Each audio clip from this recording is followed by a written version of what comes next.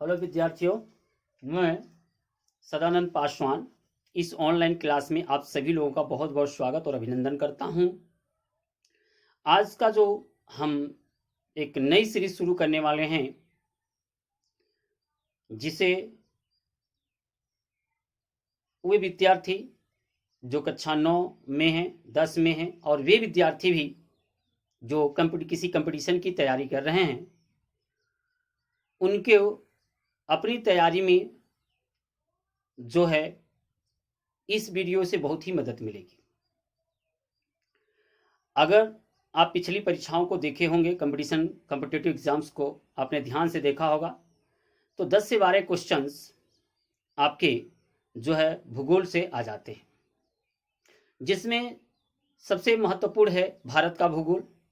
तो आज हम लोग भारत के भूगोल में के पर चर्चा करने वाले हैं और अपना टॉपिक है भारत की स्थिति एवं महत्व। तो भारत की स्थिति एवं महत्व की हम चर्चा करेंगे।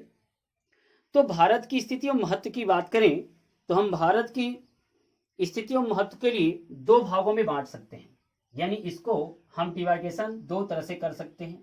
एक, विश्व में भारत की स्थिति क्या है, और दूसरा डिवाइडेशन दे सकते हैं कि महाद्वीप में भारत की स्थिति क्या है। तो आज हम इन्हीं टॉपिक पर चर्चा करने वाले हैं कि भारत की स्थिति और महत्व पे, तो विश्व में भारत की स्थिति अपनी क्या है और महाद्वीप में अपने भारत की क्या स्थिति है। तो विश्व में सबसे पहले हम विश्व में चर्चा करेंगे। तो विश्व में भी हम दो तरह से इस पे चर्चा करेंगे। एक अक्षांशीय विस्तार की बात करेंगे, एक अक्षांशीय विस्तार की बात करेंगे, और दूसरी हम इस पे चर्चा करेंगे देशांतरी विस्तार की, देशांतरी विस्तार की। तो अक्षांशीय विस्तार और देशांतरी विस्तार की हम बात करेंगे। तो हमारा जो भारत का भूगोल में पहली टॉपिक है भारत की स्थिति और महत्व। तो भारत की स्थिति और महत्व को लेकर हम दो भाग बना सकते हैं। एक, विश्व में भारत की क्या स्थिति होगी, और दूसरा, महाद्वीपों में भारत की क्या स्थिति और महत्व है। तो सबसे पहले देखें, विश्व में भारत की स्थिति के विषय में हम पढ़ेंगे अक्षांशीय विस्तार और देशांतरी विस्तार के रूप में। तो आप इसका शॉर्ट स्क्रीन ले लें या आप इसे नोट कर लें, तो फिर मैं जो है इसके अक्षांशीय विस्तार की चर्चा करता हूं।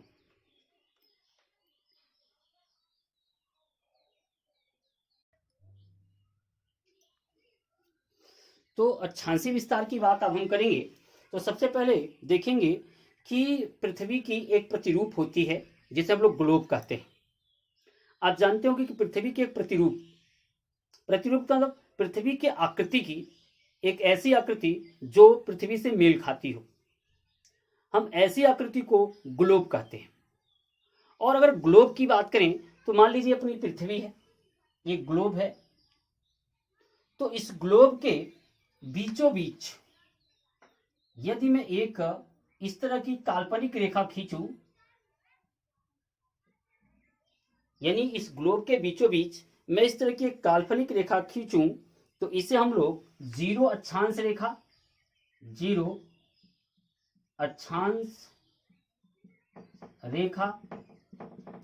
या भूमध्य रेखा,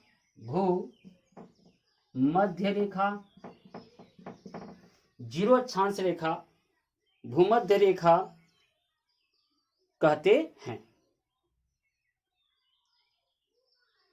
तो ये भूमध्य रेखा, जीरो अक्षांश रेखा, जो पृथ्वी के बीचों बीच में काल्पनिक रेखा खींची गई है, कौन, पूरब से पश्चिम या पश्चिम से पूरब की। अगर हम अपने कागज पर दिशा की बात करें तो ये नॉर्थ, साउथ, ईस्ट, वेस्ट। तो पूर्व पश्चिम या पश्चिम पूरब की ओर से जो ग्लोब पर बीचों बीच एक काल्पनिक रेखा खींची गई है, उसे हम लोग जीरो अक्षांश रेखा, भूमध्य रेखा कहते हैं। यानी अगर हम अक्षांश की परिभाषा करें तो अब इस अक्षांश में पूरब से पश्चिम इस तरह से जीरो अक्षांश रेखा या भूमध्य रेखा के समांतर दोनों तरफ इस तरह से खींची गई रेखाओं को अक्षांश रेखा कहते हैं, जो उत्तर से दक्षिण की कोणात्मक दूरी बताती है। उत्तर से दक्षिण की कोणात्मक दूरी बताती है। उत्तर से दक्षिण की कोणात्मक दूरी को बताती हैं। ऐसी रेखाओं को हम लोग क्या कहते हैं? अक्षांश रेखा कहते हैं। किसके समांतर? भूमध्य रेखा या जीरो अक्षांश के समांतर खींची गई इस तरह की रेखाओं को हम अक्षांश रेखा कहते हैं, जो उत्तर से दक्षिण की कोणात्मक दूरी को प्रदर्शित करते हैं। अब जो अपना ये भूमध्य रेखा है, जीरो अक्षांश रेखा है, यह जो है पृथ्वी को दो भागों में बांट देता है। यानी इससे ऊपर वाले भाग को उत्तरी गोलार्ध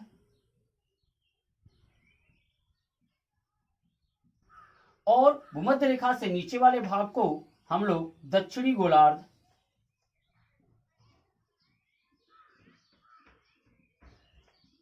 कहते हैं। यानी पूर्व से पश्चिम भूमध्य रेखा के पूर्व से पश्चिम खींची गई, भूमध्य रेखा के समांतर पूर्व से पश्चिम खींची गई जो समांतर रेखाएं हैं, जो उत्तर से दक्षिण की कोणात्मक दूरी को बताते हैं, अक्षांश रेखाएं कहलाती हैं। और ऐसी रेखा कोई पृथ्वी पर अपने स्थित नहीं है, यह एकमात्र काल्पनिक रेखाएं होती हैं। अब हम एक चीज बता दें, जो अक्षांश रेखाओं के बीच का ये भाग होता है, इन्हें हम कटिबंध बोलते हैं। क्या बोलते हैं? कटिबंध। जो अक्षांश के बीच ये रेखाएं होती जगह होती है, उन स्थान को हम कटिबंध बोलते हैं। अब यहां से जीरो अक्षांश अंश, एक अंश, दो अंश, तीन अंश, चार अंश, इस तरह से इधर 90 अंश तक, और यहां से भी एक अंश, दो अंश, तीन अंश, और इसी तरह से यहां पर भी 90 अंश तक ये रेखाएं खींची गई हैं। अब प्रश्न ये उठता है, कुल अक्षांश रेखाओं की संख्या अपनी कितनी है? तो कुल अक्षांश रेखाओं की संख्या यदि आप गिनेंगे तो यहां पर जो ध्रुवों पर खींची गई रेखाएं होती हैं, जो ध्रुव होते हैं, ये ध्रुव जो आपकी ध्रुव होते हैं, इन ध्रुवों पर खींची गई अक्षांश रेखाओं की गणना न करते हुए हम इसकी गणना 179 रेखाएं होती हैं, यानी 179 अक्षांश रेखा काल्पनिक रेखाएं पृथ्वी के ग्लोब पर खींची गई हैं।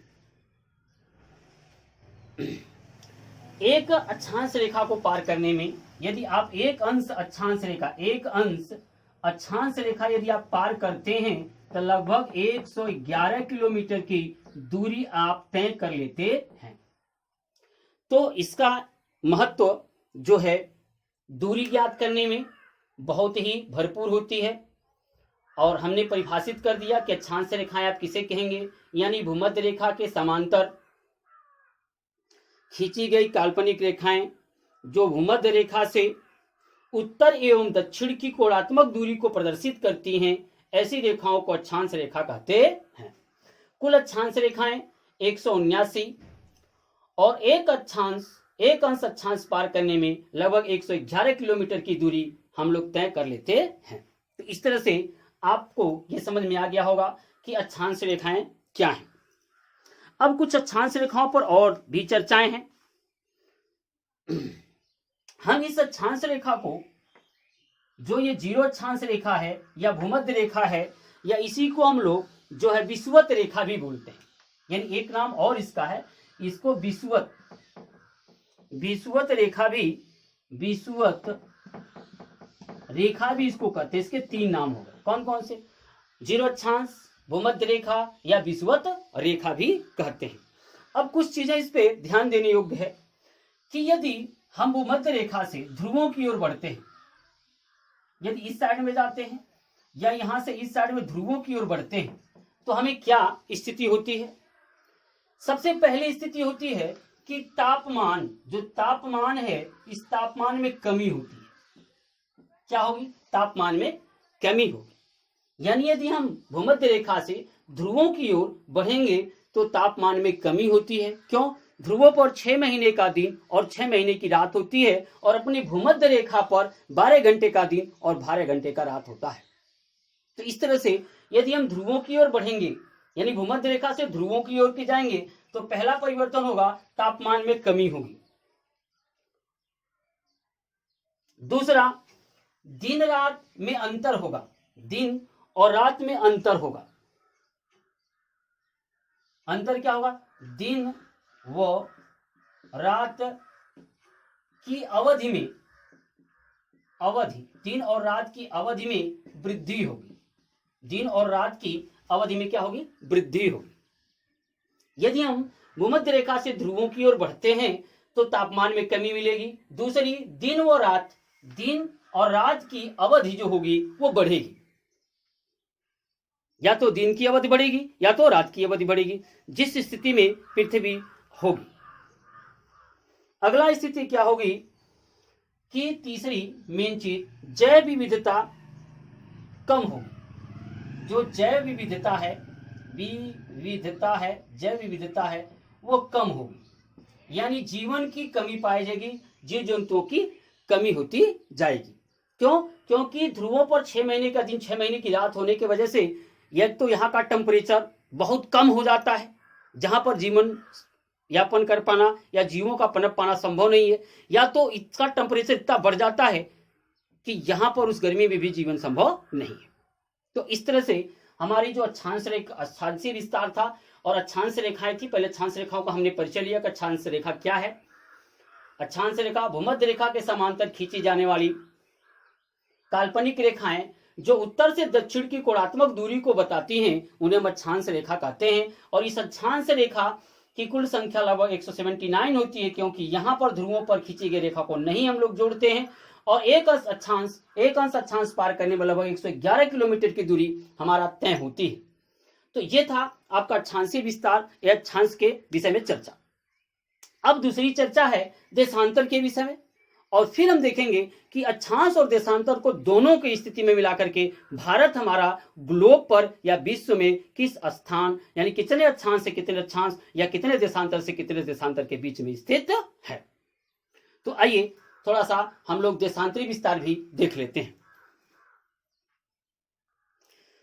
आपके सामने ये जो एक ग्लोब की प्रतिरूप प्रदर्शित की गई है, आप देख सकते हैं कि इसमें यहां बीचों बीच से यानी उत्तर दक्षिण की एक रेखा खींची गई थी। इसके पहले आपने देखा कि पूर्व पश्चिम की एक रेखा खींची गई थी, जिसे हम लोग भूमध्य रेखा बोले, जीरो अक्षांश रेखा या विषुवत रेखा कहे। लेकिन यहां उत्तर से दक्षिण के रूप में खींची गई रेखा हो गई।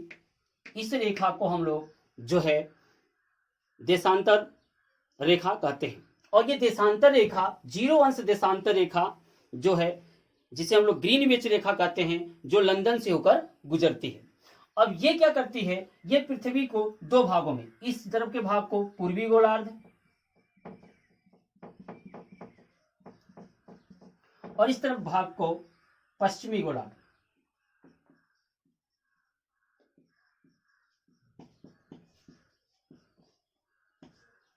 तो इसको परिभाषित करें तो जीरो अंश देशांतर से एक कोणीय दूरी, पूरब से पश्चिम दिशा में एक कोणीय दूरी बनाकर खींची गई जो काल्पनिक रेखाएं हैं, ऐसी काल्पनिक रेखाओं को हम देशांतर रेखा कहते हैं। यानी ये यहां से ऐसे एक कोणात्मक दूरी बनाएंगी, किधर? पूरब से पश्चिम की ओर, ऐसे वृत्ताकार मार्ग में। आपने देखा कि आपकी जो देशांतर रेखाएं थी वो वृत्ताकार नहीं थी, लेकिन ये एक अर्धवृत्ताकार रूप में इस तरह की एक कोणात्मक दूरी पूर्व से पश्चिम की ओर बनाएंगे। ऐसी रेखाओं को हम लोग जो है देशांतर रेखा कहते हैं। और देशांतर रेखाओं की कुल संख्या हम देखें तो एक एक अंश के अंतर पर खींचेंगे तो 360 अंश प्राप्त होंगे। इस तरह से खींची गई रेखाएं हमारी देशांतर रेखाएं कहलाती हैं। तो इस तरह से कुल देशांतर की संख्या कितनी हो गई? 360, यानी 360 अंश, एक अंश, दो अंश, तीन अंश करके खींचेंगे और इसे हम लोग 360 अंश कहेंगे। इसे देशांतर रेखाओं का सबसे, जैसे आपने अक्षांश रेखाओं का देखा दूरी ज्ञात करने के लिए, तो देशांतर रेखाओं का सबसे बड़ा महत्व है समय ज्ञात करना। यदि एक अंश आप देशांतर पार करते हैं, यदि एक अंश का देशांतर आप पार करते हैं तो लगभग 4 मिनट का जो है समय आप पार कर लेते हैं। लगभग 4 मिनट का समय आप पार कर लेते हैं। तो एक अंश देशांतर पार करने में लगभग 4 मिनट लग जाते हैं। और ये पूरे विश्व के जो लंदन से ग्रीनविच रेखा गुजरती है, यहां से पूरे विश्व के समय की गणना की जाती है। तो अपने भारत के परिप्रेक्ष्य में देखें तो भारत के परिप्रेक्ष्य में जो भारतीय मानक समय रेखा है वो 82 से ही 1/2 अंश, 82 से ही 1/2 अंश पूर्वी देशांतर, ये पूर्वी देशांतर 82 से 1/2 अंश पूर्वी देशांतर है, जो नैनी नामक स्थान इलाहाबाद उत्तर प्रदेश से गुजरती है। कहां से? नैनी नामक स्थान इलाहाबाद उत्तर प्रदेश से गुजरती है। तो आपने देखा कि अक्षांश के जो है दूरी के लिए और देशांतर जो है समय के लिए महत्व रखता है। और अपनी जो एक देशांतर पार करने में लगभग 4 मिनट का समय हम लोग तय करते हैं, उसी तरह से समय जो विश्व का मानक समय रेखा है वो है आपका ये 0 देशांतर, जो लंदन के ग्रीनविच शहर से होकर गुजरता है। और अपने भारत का मानक समय 82 से 1/2 अंश पूर्वी देशांतर स्थित है। अब आइए और कुल देशांतर की संख्या देखें तो 360 देशांतर रेखाएं खींची जा सकती हैं एक एक अंश के अंतर पे। तो अब आइए हम देखें कि इसमें भारत की क्या स्थिति है या भारत कहां है। तो आइए भारत की बात करते हैं। तो आइए विश्व में भारत की स्थिति की चर्चा हम करते हैं। तो हमारा भारत देश जो है उत्तरी पूर्वी गोलार्ध, ये अपना जो है उत्तरी गोलार्ध, ये दक्षिणी, ये पूर्वी गोलार्ध इस हिसाब से, और ये पश्चिमी गोलार्ध। तो अपना भारत जो है उत्तरी और पूर्वी गोलार्ध में स्थित है। तो अक्षांशीय विस्तार की बात करें तो भारत 8 अंश 4 मिनट उत्तर से 37 अंश 6 मिनट, जैसे इस पे ये लिखा हुआ तो मिनट पढ़ते हैं, ये अपना अंश है। तो भारत की स्थिति विश्व में जो है 8 अंश 4 मिनट उत्तर से 37 अंश 6 मिनट उत्तरी अक्षांश, यानी यहां आपका 8 अंश 4 मिनट उत्तर से और यहां 37 अंश 6 मिनट उत्तरी अक्षांश के बीच। और आप देखें तो यहां 68 अंश 7 मिनट, यानी इधर 68 अंश 7 मिनट पूर्व से 97 अंश 25 मिनट पूर्वी देशांतर के बीच स्थित है। तो आप ग्लोब में देखेंगे तो भारत की यह स्थिति होगी। यहां पर छोटा है, थोड़ा सा नक्शा सही से नहीं बन पाया, केवल एक आपको प्रतिरूप सा बता दिए हैं। तो अपनी भारत की क्या स्थिति है कि यह अगर हम अक्षांशीय विस्तार इसका देखें तो ये 8 अंश 4 मिनट उत्तर से, यानी ये जो भूभाग है, भूभाग से संबंधित है, हम द्वीपों की बात नहीं कर रहे हैं, भूभाग से संबंधित बातें कर रहे हैं कि जो मुख्य भूमि है वहां का विस्तार हम लोग देख रहे हैं। हम आगे महाद्वीपों की जब चर्चा करेंगे तो महाद्वीपों की जब चर्चा करेंगे तो इसमें 6 मिनट कुछ अंश लेकर चलेंगे हम लोग, 6 अंश कुछ मिनट। तो यहां देखेंगे 8 अंश 4 मिनट उत्तर से 37 अंश 6 मिनट उत्तरी अक्षांश के बीच। और देशांतर का भी बात करें तो 68 अंश 7 मिनट देशांतर से पूर्व, 68 अंश 7 मिनट पूर्वी देशांतर से 97 अंश 25 मिनट पूर्वी देशांतर के बीच भारत की स्थिति है। भारत के बीचों बीच से एक रेखा गुजरती है, भारत के बीचों बीच से एक रेखा गुजरती है, भारत के बीचों बीच से एक रेखा गुजरती है जो 23 से 1/2 अंश अक्षांश से, और इसे हम लोग कर्क रेखा, यानी 23 से 1/2 अंश इधर कर्क रेखा और 23 से 1/2 अंश मकर रेखा, यानी उत्तरी गोलार्ध में जो 23 से 1/2 अंश रेखा जाती है उसे हम कर्क रेखा बोलते हैं। कौन सा रेखा बोलते हैं? कर्क रेखा। और दक्षिणी गोलार्ध में यदि 23 से 1/2 अक्षांश रेखा की बात करें तो इसे हम लोग मकर रेखा के नाम से जानते हैं। तो ये हुआ विश्व में भारत की स्थिति और विस्तार। अब हम जो है देखेंगे भारत का महाद्वीप में क्या स्थिति है और क्या विस्तार है, उसकी उत्तर से दक्षिण की लंबाई क्या है, पूर्व से पश्चिम की लंबाई क्या है, और इसके कुछ विशेष चीजों को भी हम चर्चा करेंगे। भारत हमारा किस महाद्वीप में स्थित है, इसके पड़ोसी देश कौन कौन से हैं, और भारत की जल जो तट की लंबाई और भारत की कुल तटीय लंबाई, भूभाग की लंबाई और जिले राज्य सहित हम पूरे के पूरे अपवाह तंत्र सबका चर्चा हो करते हुए चलेंगे। तो आज के वीडियो में बस इतना ही। अगले वीडियो में हम आपको भारत का महाद्वीप में क्या स्थिति है, हमने विश्व में स्थिति देखा, उसको हम लोग समझते हुए आगे चलेंगे। तो निश्चित तौर से यदि आप किसी कॉम्पिटिटिव एग्जाम की तैयारी कर रहे हैं, या आप 9th 10th या आप 11-12 किसी भी क्लास में भूगोल का अध्ययन कर रहे हैं, तो यह वीडियो आपके लिए अति उपयोगी होगा। और यदि आप हमारे चैनल पर नए हैं तो निश्चित तौर से आप मेरे चैनल को सब्सक्राइब करिए, बेल आइकन को दबाइए, जिससे मेरे द्वारा बनाए गए वीडियो का नोटिफिकेशन सबसे पहले आपको प्राप्त हो सके। तो फिर चलिए हम लोग अगले वीडियो में फिर मिलते हैं। तब तक के लिए हम आपसे इजाजत चाहते हैं।